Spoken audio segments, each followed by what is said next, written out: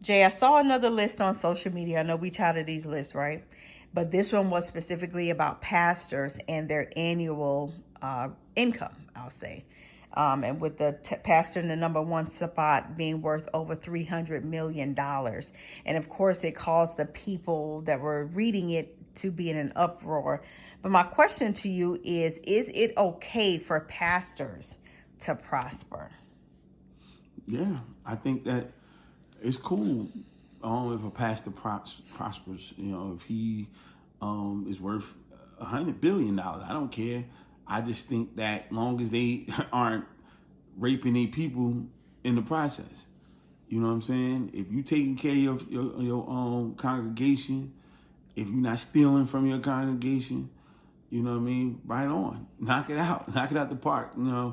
I don't. It's always bad when you see a pastor living good and you're depending upon tithe and offerings to pay for everything, and people are bringing in all this money, and they'll never be rich like you. They never see prosperity. I've been in a church situation, and I remember getting out of the church, and my life went crazy, in a good way. You know what I'm saying? It didn't have anything to do with God. I just wasn't around the right scenario, and that be the case, man. A lot of times, people be in church. I want to see the people go to church because it's like going to the hospital, and you come out of the hospital worse than you was when you went in. That's the problem. You see what I'm saying? So you're supposed to come out of that church in better shape. So if that person, that pastor is running the organization and running the church, and the people are being saved, people are being prospered as well. You're showing people, you got programs that's taking people out of prison, and all the stuff that you're supposed to be doing. Salute to him or her. You know what I mean? No matter, I don't need to count their pockets. It's just prerequisites should be in place for you to be up there. Now, only other thing I would say outside of that, it still kind of fits in, but if you got something on the side going on, had nothing to do with the church, that's something different. You got pastors, big time gospel singers that turn to be pastors, right? That's something different. You see what I'm saying? Because the church didn't make him or her that money. They're investing in the church in that space. Most of the time, they're probably one putting up all the bread, building the building, and doing all this other stuff like that. I can live with that. I think that that's cool.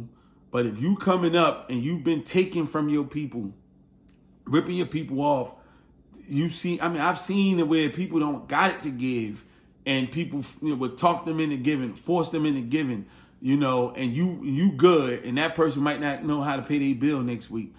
Yeah, that those people suck. But hey, man, this is supposed to be America, right?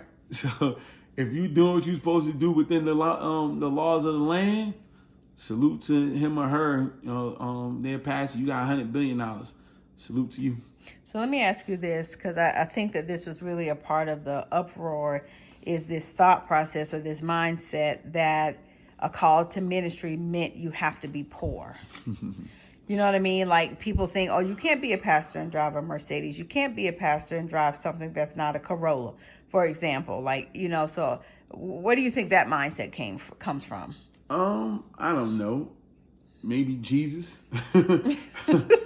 Jesus got a donkey, and he didn't get on a nice Rolls Royce or a Mustang, or Thoroughbred. He got on a donkey and walked through, and he got the hand-me-downs that went through. I don't think that needs to be the case. I think people need to see prosperity. That's a poor thing to see is a poor church. You know what I'm saying? Because the people in there are going to be poor. Mm-hmm. Everything that they're teaching in there are going to be poor.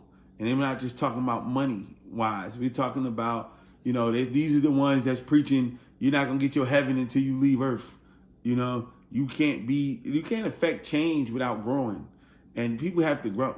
So I don't want no kids going in there seeing all these whining and bitching and complaining as grown-ups and calling themselves believers of God. What kind of God you believe in?